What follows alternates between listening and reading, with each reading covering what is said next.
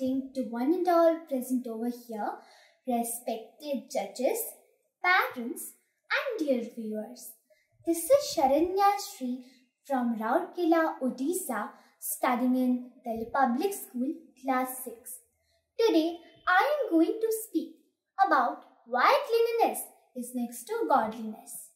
Being clean is a sign of spiritual purity or godness. Maintaining cleanliness is the essential part of our healthy living.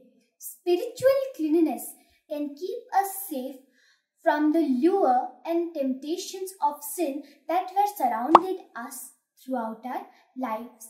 We should bath every day because it keeps us physically clean and also spiritually clean.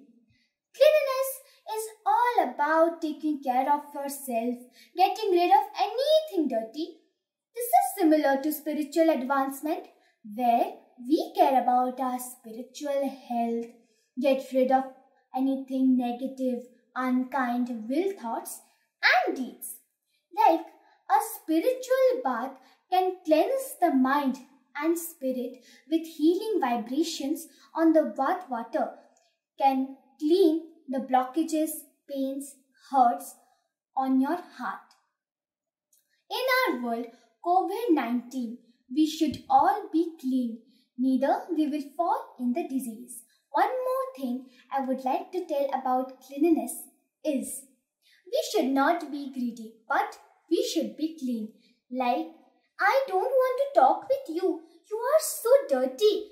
You are a sweeper. Why will I talk to you? You should not be greedy. You should respect everyone and everybody because God has created us and we all are humans. So we should respect everyone and everybody.